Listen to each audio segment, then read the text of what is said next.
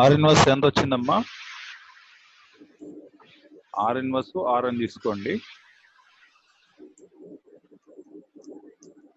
ఇది B2A. ఇక్కడ ఏలో ఉన్న ఎలిమెంట్స్ చెప్పండి.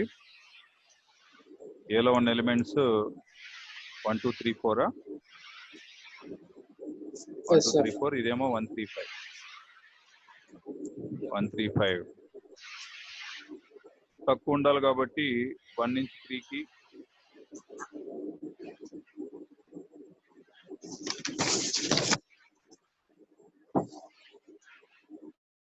1 నుంచి 3కి 2 నుంచి 3కి 2 నుంచి 5కి 1 నుంచి 5కి పెట్టండి. ఓకే. Yes, sir. 1 నుంచి 3కి పెట్టండి. 1 నుంచి 3కి, నెక్స్ట్ మళ్ళీ 1 నుంచి 5కి, 2 నుంచి 3కి, తర్వాత మన 2 నుంచి 5కి, తర్వాత 3 నుంచి 5కి, 4 నుంచి 5కి. ఓకే, ఇది ఆరం. 1 2 3 1 2 5 2 3 2 5 3 5 4 5. ఓకే, ఇప్పుడు ఆర్ ఇన్వర్స్ అంటే రివర్స్ లో పెట్టాలి. రివర్స్ లో పెట్టాలంటే ఏమేమి వస్తాయి? రివర్స్ లో 3 1 వస్తుందా? అంతేనా? Yes, sir. ఇక్కడ నెంబర్స్ రాసుకుందాం. బిలో ఉండే నెంబర్స్ 1 3 5. బిలో ఉండే నెంబర్స్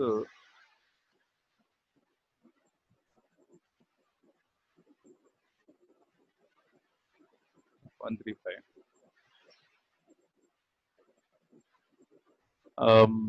3 నుంచి 1కి ఆర్ ఇన్వర్స్ అంటే 3 నుంచి 1కి, తర్వాత 3 నుంచి 2కి, 3 నుంచి 1కి 3 నుంచి 2కి. ఓకే, అంతేగా 3 నుంచి వెళ్ళేది. తర్వాత 5 నుంచి 1కి, 5 నుంచి 1కి, 5 నుంచి 2కి.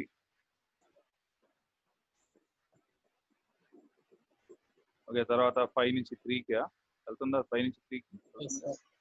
నేను రివర్స్ లో చూస్తున్నాను. దీన్ని, ఇదే డయాగ్రామ్ ని రివర్స్ లో అబ్జర్వ్ చేస్తాను. ఇప్పుడు నాకు ఎలిమెంట్స్ ఎట్లా పోతున్నాయో చెప్పండి. ఎలిమెంట్స్ ఎట్లా పోతున్నాయో చూడాలంటే మీరు ఏం చేయాలంటే వెరీ ఈజీ. 3 నుంచి బయలుదేరండి. 3 నుంచి బయలుదేరి ఇగో 3 నుంచి బయలుదేరి ఫస్ట్ 3 రాశా. 3 రాసి 3 నుంచి ఎటు పోతున్నావు? 1కి వెళ్తున్నావా? 3 నుంచి 1కి వెళ్ళి Yes, sir. 1 నుంచి మళ్ళీ 3కి వెళ్తున్నావు కదా, Mandi 3 కి. అది రాయి. మళ్ళీ 3 నుంచి 1కి వెళ్ళి 1 నుంచి 5కి వెళ్తున్నావు, అంతేనా? Yes, sir. 3 నుంచి చూపిస్తున్నా చూడండి. 3 నుంచి 1కి వెళ్ళి 1 నుంచి 3కి వెళ్తున్నావు. 1 నుంచే మన 5 దగ్గరికి కూడా వెళ్తున్నావు. అప్పుడు ఏం రాస్తావు? ఫస్ట్ స్టార్టింగ్ ఎండింగ్ రాయాలి. నువ్వు 3 3 రాయాలి, తర్వాత 3 5 రాయాలి. రాశాగా? అట్లాగే మళ్ళీ 3 నుంచి 2కి బయలుదేరండి. 3 నుంచి 2కి బయలుదేరి ఏమ్మా 3 నుంచి 2కి బయలుదేరండి.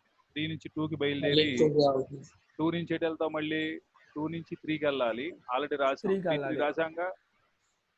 3 5 కూడా రాసాం. 3 5 కూడా రాసాం. ఇంకా రాయబాకండి, అన్నిసార్లు రాయబాకండి. మళ్ళీ 3 3కి వెళ్ళినా కానీ మళ్ళీ అది కూడా రాసాం.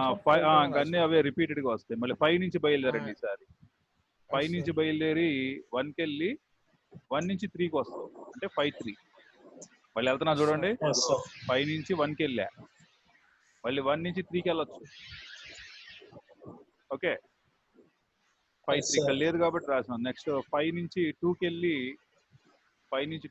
2 నుంచి మళ్ళీ 5కి వెళ్ళిపోతా, అంటే 5 5. ఇంకెప్పుడు వచ్చినా ఇంక ఇవే వస్తుంటాయి అమ్మా, అది రిపీటెడ్ గా వస్తుంటాయి. ఇది ఆన్సర్. Yes, sir.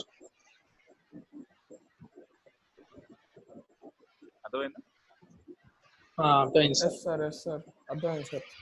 నెక్స్ట్ ఇంకోటి ఏముంది డౌట్ నీకు? సమ్ వచ్చింది సార్, చేశాను ఆ సమ్. మిగతా చేస్తావా? ఏదో బ్లాక్ కలర్ లో ఉన్నాయి, ఏంటి? అవే సార్, థియరీ అవి అర్థం కాల, కన్ఫ్యూజన్ సార్.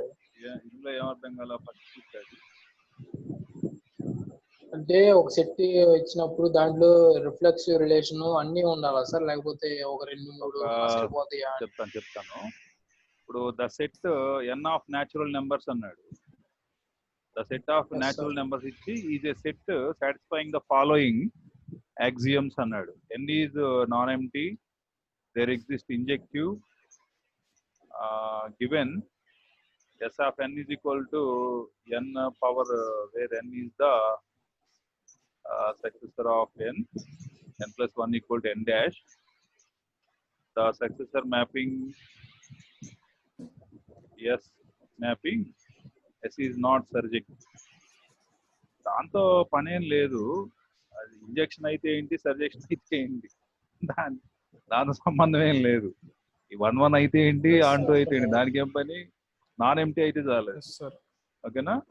తర్వాత ఇంకో క్వశ్చన్ కన్ఫ్యూజ్ చేయడానికి ఇస్తుంటాడు అప్పుడప్పుడు. తర్వాత ఏదో ఇచ్చాడు, ఏం కనిపించట్లేదు. M contains, M is the subset of N అన్నాడు, such that M contains N element which is not successor of any element in N, then M belongs to M, M dash belongs to N, then M is equal to N. మంచి bit కాదు. తర్వాత చూడండి, ఇంకోటి ఏదో అడిగావు నువ్వు, types of relations. Types of relations లో reflexive అవి ఉన్నాయి కదా sir, reflexive, tangential, symmetric, anti symmetric అవి ఉన్నాయి కదా. వాటిలో ఇప్పుడు రిఫ్లెక్సివ్ ఉన్నారు అనుకోండి సార్, దాంట్లో ఉన్న అన్ని ఎలిమెంట్స్ చేయాలి, దాంట్లో సాటిస్ఫై చేయాల్సిందే ఆ కండిషన్. అవును, అంటే రిఫ్లెక్సివ్ అంటే రిఫ్లెక్సివ్ అంటే ఏంటంటే సేమ్ ఉండాలి మళ్ళీ. అది బోర్డు బాగాలేదు, బోర్డు బాగా, బోర్డు మారుస్తున్న ఒక్క నిమిషం ఉండాలి, లైన్ లో. సార్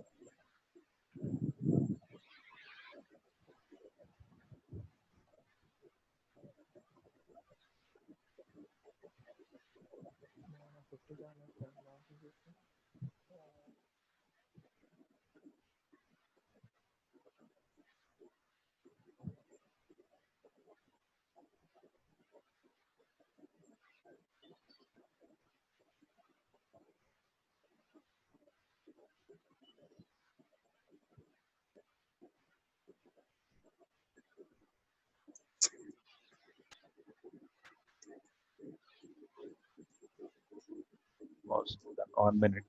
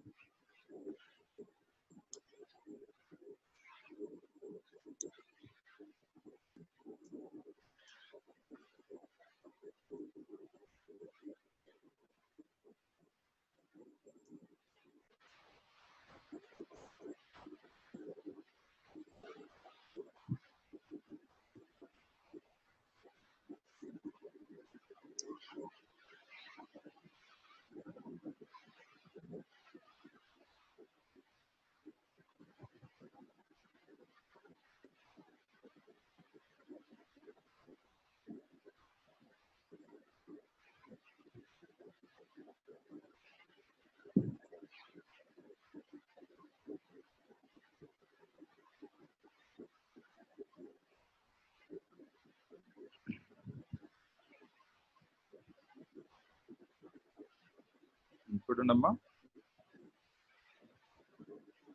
ఏంటి డౌట్ ఏంటి? రిఫ్లెక్సివ్ గురించా? Sir reflexive anti symmetric. Okay, anti symmetric. Reflexive వచ్చేసరికల్లా ఏంటంటే, ఫర్ ఎగ్జాంపుల్ ఒక ఎగ్జాంపుల్ తీసుకుని చెప్తా. రిఫ్లెక్సివ్ డెఫినేషన్ వాడు ఏమంటాడంటే, వాడు చెప్పేది ఏంటంటే, రిఫ్లెక్సివ్ డెఫినేషన్ రాస్తున్నాను. ఎక్స్ కామా ఎక్స్ అంటాడు. ఎక్స్ కామా ఎక్స్ స్లాష్ ఇవన్నీ కూడా ఏది మన రిఫ్లెక్సివ్ కానీ సిమెట్రిక్ కానీ ట్రాన్సిటివ్ కానీ ఈ పేర్లు పెట్టాలంటే ఆన్ ఏ అయి ఉండాలి. ఏంటది? On a. ఆన్ ఏ అంటే అర్థం ఏంటి? ఆన్ ఏ అంటే అర్థం ఏంటంటే ఏ టు ఏ అని. ఇది బాగా గుర్తుండాలి ఫస్ట్ మీకు. ఆన్ ఏ అంటే A to A. On a అని ఆన్ ఏ అంటాడు. అంటే దాని నుంచి దానికి ఉన్నప్పుడు మాత్రమే నేమ్స్ వస్తాయి తప్పించి ఏ నుంచి బీకి వెళ్తే నేమ్ ఉండదు. రిఫ్లెక్సివ్ పేరు పెట్టలేము అన్నమాట. దాని నుంచి దానికే ఉండాలి ఫస్ట్ థింగ్. ఆర్డర్డ్ పేరు ఎక్స్ టు ఎక్స్ ఉండి స్లాష్ పెట్టేసి వాడు చెప్పేది ఏంటంటే ఎక్స్ ఎక్స్ ఉంటుంది అంటాడు. ఈ సెట్ లో మనకి సెట్ కూడా మీకు చెప్పాను ఎట్లా చదవాలో. ఈ సెట్ లో ఉండాల్సింది ఫస్ట్ మెన్షన్ చేయాలి. చూడండి, ఫస్ట్ మెన్షన్ చేశాను. ఫస్ట్ ఎక్కడైతే మెన్షన్ చేశానో ఇది ఈ సెట్ లో ఉండేటటువంటి ఎలిమెంట్లు అన్నమాట. ఇవి ఉండాలి. ఇట్లాంటి ఆర్డర్డ్ పేర్లు ఉండాలి ఈ సెట్ లో. ఆర్డర్డ్ పేర్స్ ఉండాలి. మళ్ళీ ఈ స్లాష్ తర్వాత దాని రూల్స్ అండ్ రెగ్యులేషన్స్ ఉంటాయి. ఆ రూల్ ఏంటంటే ఎక్స్ బిలాంగ్స్ టు ఏ అయి ఉండాలి. వాడు చెప్పే సింపుల్ డెఫినేషన్ ఇది. ఇది అర్థం కాక చాలా మంది దీన్ని రకరకాలుగా వాళ్ళ ఇష్టానికి డిఫైన్ చేసుకుంటా ఉంటారు. ఒక ఎగ్జాంపుల్ తీసుకుని చెప్తాను మీకు. ఎవడిష్టం ఆడదనుకోండి. బాగా బుక్స్ చదివిన వాళ్ళకి తప్పించి ఇది అర్థం కాదు. ఇప్పుడు ఫర్ ఎగ్జాంపుల్ ఏ అనేది తీసుకున్నారనుకోండి. ఏ అనే సెట్ నేను తీసుకున్నా 1 2 3 4 అని. ఎక్కువ తీసేసుకున్నట్టున్నాను ఎలిమెంట్స్, పర్లేదు. 1 2 3 4 అనే ఎలిమెంట్స్ తీసుకున్న తర్వాత ఇప్పుడు ఇది ఒక రిలేషన్, ఏదో ఒక రిలేషన్ ఆర్ అనే దాన్ని R1 అనే దాన్ని డిస్క్రైబ్ చేస్తున్నా. దీనిలో ఖచ్చితంగా 1 1 ఉండాలి, 2 2 ఉండాలి, 3 3 ఉండాలి అండ్ 4 4 ఉండాలి. ఈ ఉండటంతో పాటు ఎక్స్ట్రా కూడా ఉండొచ్చు, లైక్ 1 2 ఉండొచ్చు. సేమ్ ఉండాల్సిన పని లేదు. 2 4 ఉండొచ్చు లేదా 3 1 ఉండొచ్చు, no problem. Must and should గా కంటైన్ అవ్వాల్సినటువంటి కొన్ని ఎలిమెంట్స్ ఉన్నాయి. అవి ఉంటేనే దాన్ని ఏమంటారు? రిఫ్లెక్సివ్. ఏంటయ్యా అంటే ఇదిగో 1 1 ఉండాలి. బికాజ్ 1 ఉంది కాబట్టి 1 1 ఉండాలిరా ఖచ్చితంగా. అర్థమవుతుందా? తర్వాత మన 2 ఉంది కాబట్టి ఇదిగో మన 2 ఉంది చూసారా, ఈ 2 ఉంది కాబట్టి 2 2 ఉండాలి ఖచ్చితంగా, లేకపోతే కాదు, కుదరదు. తర్వాత మన 3 ఉంది, అన్నీ ఉండాలి. మళ్ళీ ఇంకో 1 మోర్ థింగ్, అన్నీ ఉండాలి. ఇప్పుడు 3 ఉంది కదా, 3కి సంబంధించిన 3 3 ఉండాలి. తర్వాత ఇంకొక ఎలిమెంట్ మన 4 ఉంది, మన 4, ఈ 4కి సంబంధించిన 4 4 ఎలిమెంట్ ఉండాలి. ఇవి ఖచ్చితంగా మస్ట్ అండ్ షుడ్ కంటైన్ అవ్వాలి. yes sir.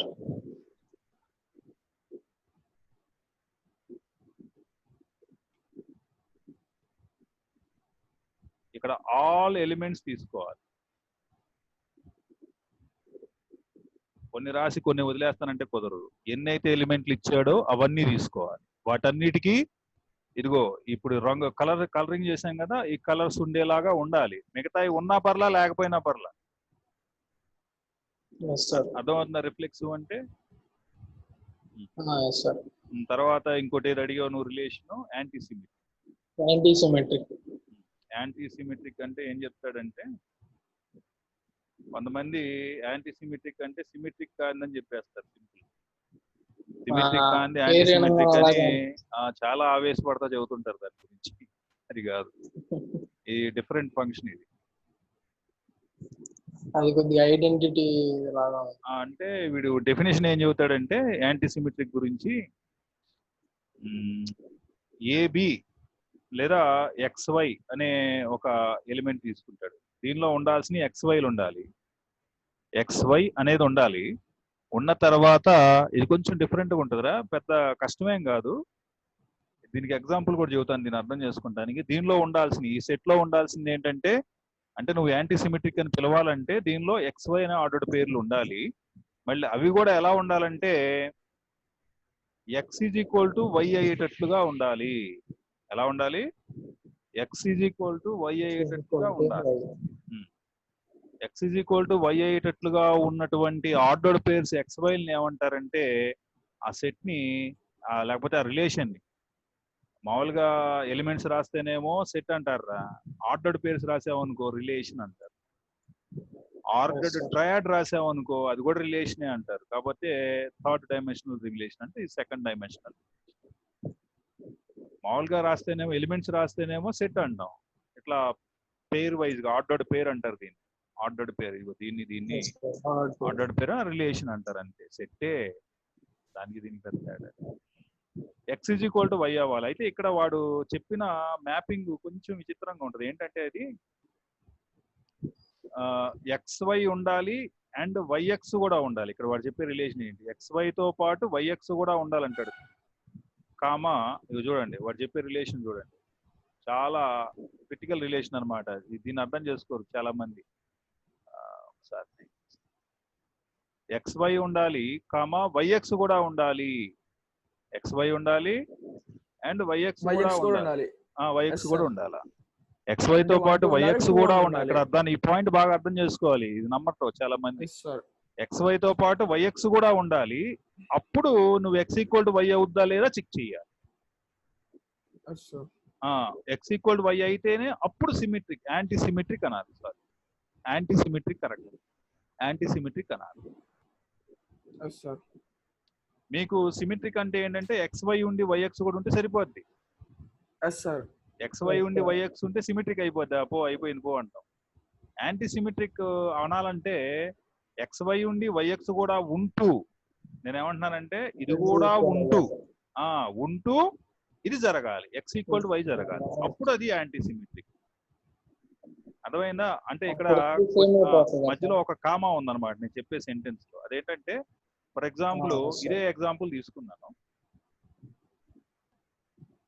A is equal to 1 2 3 4 ఒక రిలేషన్ తీసుకున్నా ఇట్లాగా.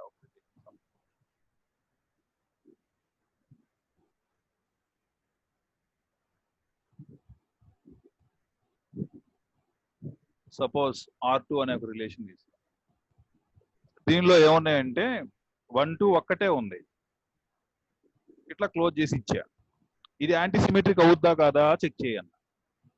ఇక్కడ 1 2 ఉంది, కానీ దీని డిసైడింగ్ ఫ్యాక్టర్ 2 1 లేదు. ఇక్కడ ఉందా లేదా? లేదు. 2 1 లేదు.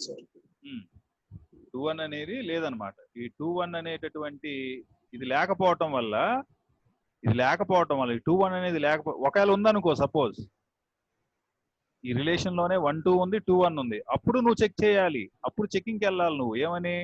ఇన్స్పెక్షన్కి వెళ్ళాలి. ఏమని వెళ్ళాలి? 1 ఈజ్ ఈక్వల్ టు 2 అవుతా అవ్వా అని. మనకు ఖచ్చితంగా తెలుసు అది అవదని. అవ్వకపోతే యాంటీ సిమెట్రిక్ కాదంటావు. అయితేనేమో అవ్వదు, ఎందుకంటే 1 ఈక్వల్ టు 2 ఇంపాసిబుల్ కదా మ్యాథ్స్ లో. కాబట్టి ఇది జరగదు. ఒకవేళ ఇది ఇవ్వాల, ఇప్పుడు చెప్పండి అన్నాం. ఇప్పుడు చెప్పండి అన్నప్పుడు ఇది యాంటీ సిమెట్రికే. ఏమన్నావు? అది యాంటీ సిమెట్రిక్. ఎందుకంటే దీనికి సాక్ష్యం చెప్పడానికి ఎవరు లేరు. ఇక్కడ 1 2 ఒకటే ఉంది. ఇప్పుడు దొంగ దొరికాడు, బోన్లో నుంచోబెట్టేవాడిని. మరి పట్టుకొచ్చిన పోలీసుని అడిగావు, బాబు సాక్ష్యాలు ఏమైనా ఉన్నాయా, మనోడు దొంగతనం చేస్తాం, ఎవరైనా చూసారా సాక్ష్యం చెప్పడానికి అని. ఎవరు లేరండి, నేనే పట్టుకున్నాను, పరిగెడుతున్నాడు నన్ను చూసి, నాకు అనుమానం వచ్చింది, ఆపితే పెద్ద మూటలో బంగారం, డబ్బులు, రకరకాల వస్తువులు ఉన్నాయండి, సెల్ ఫోన్లు, అందుకని దొంగని పట్టుకొచ్చాను. మరి అదే చెప్పేది, ఏమంటున్నారా నువ్వు? అక్కడ కామా ఉందని చెప్తున్నాను కదా. ఇప్పుడు 2 1 ఉందనుకో, 2 1 ఉంటే అప్పుడు చెకింగ్కి వెళ్ళిపోతావు నువ్వు. 2 1 లేదు, మధ్యలోనే ఉంది, వీడు దొరికాడు. ఇప్పుడు దొంగ దొరికాడు రా, సాక్ష్యాలు లేవు. ఇప్పుడు సాక్ష్యం చెప్పడానికి పక్కన 2 1 లేదు ఇక్కడ. ఇప్పుడు ఇది సిమెట్రిక్ అవుతుందా లేదా, దొంగ కాదా అని చెప్పే ఈ విట్నెస్ లేదు. ఈ విట్నెస్ ఇవ్వలేదు. దీన్ని ఇవ్వకుండా ఈడొక్కడే దొరికాడు.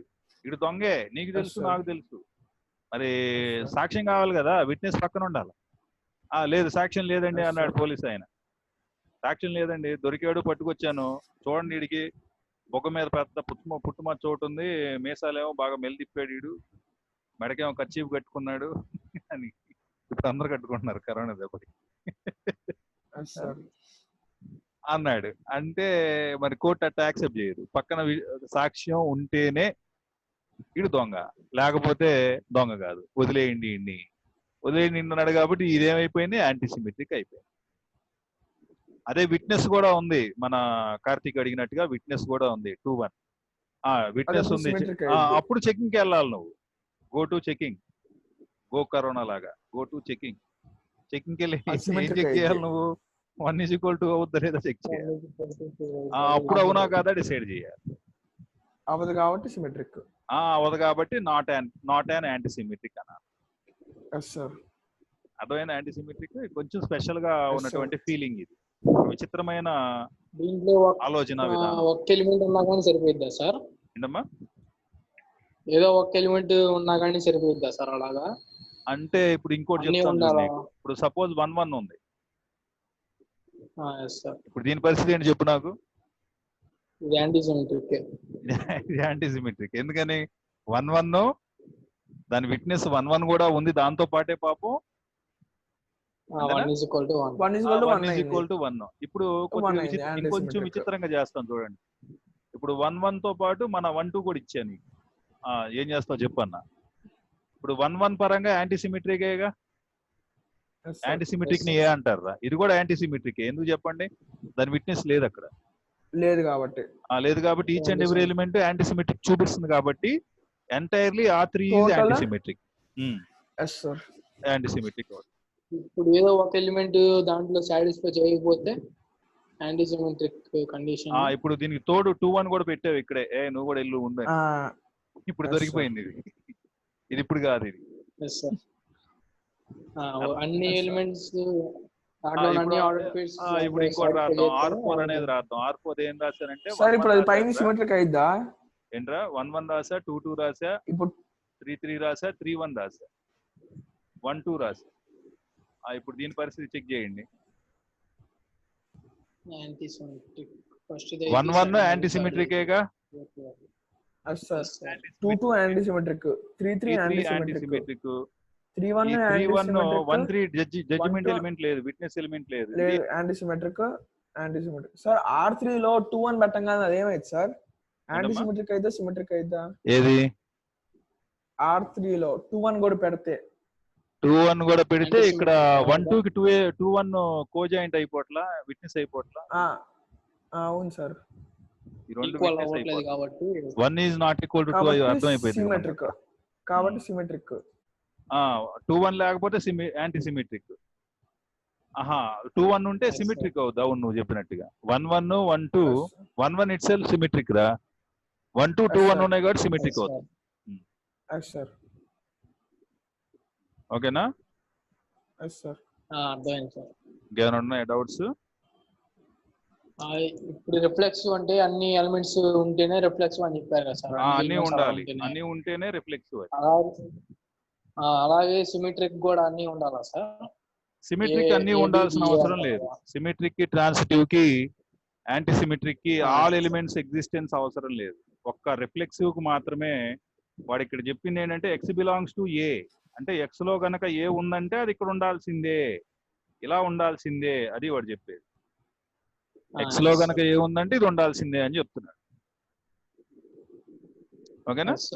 దాంట్లో ఎన్ని ఉండొచ్చు? ఒకటి ఉన్నా కానీ సరిపోయిద్దా సార్? దేనిలో?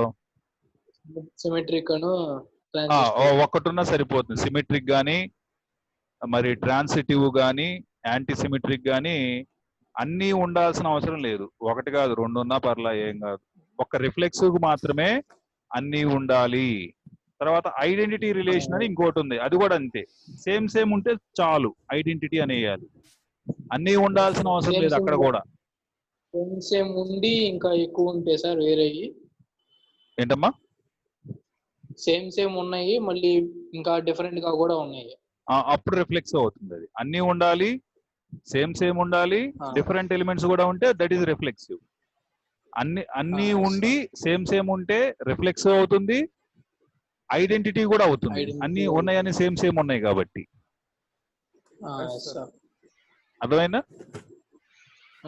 ఐడెంటిటీ అనేది రిఫ్లెక్సివ్ అయింది, కానీ రిఫ్లెక్సివ్ ఐడెంటిటీ అవ్వచ్చు, అవ్వకపోవచ్చు. Reflexive function sorry reflexive relation identity అవుతుంది. ఎవ్రీ ఐడెంటిటీ ఫంక్షన్ కూడా రిఫ్లెక్సివ్ అవుతుందిరా. అంతే తప్పించి ప్రతి రిఫ్లెక్సివ్ ఫంక్షన్ ఐడెంటిటీ అవ్వదు. ఎందుకంటే రిఫ్లెక్సివ్ ఫంక్షన్ లో డిఫరెంట్ ఎలిమెంట్స్ కూడా ఉండొచ్చు కాబట్టి. వేరే కూడా ఉంటే లేకపోతే లేదు. Need not necessary. Compulsory condition ఏంటి? Must and should contain all elements same ఉండేటట్టుగా ఉండాలి.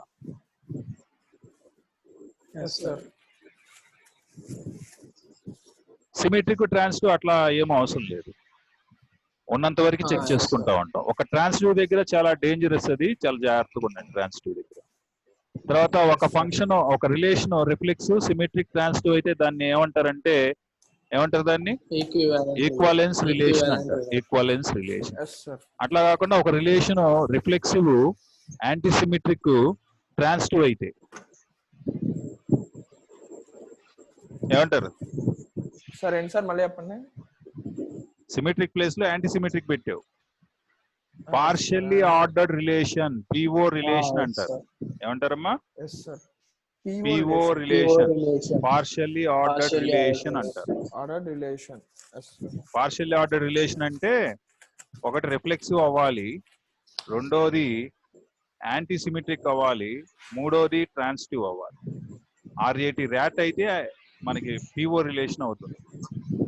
ఈక్వలెన్స్ రిలేషన్ అవ్వాలంటే ఈక్యూ అవ్వాలంటే రిఫ్లెక్సివ్ సిమెట్రిక్ ట్రాన్సిటివ్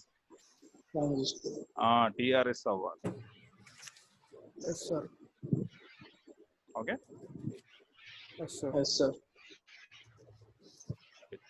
సార్, ఇంతకు ముందు నేను సమ్ డౌట్ అడిగినప్పుడు ఒక కాన్సెప్ట్ చెప్పారు సార్, మాడ్యులో అని ఒకటి ఉంది కదా సార్.